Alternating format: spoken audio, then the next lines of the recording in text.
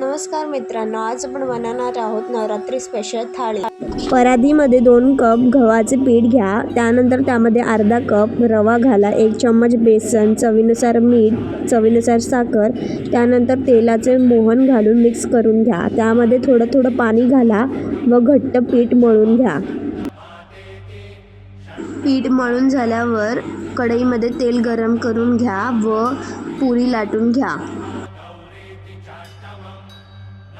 पुऱ्या लाटलेल्या आहेत, आता तेलामध्ये सोडून व्यवस्थित तळून घ्या।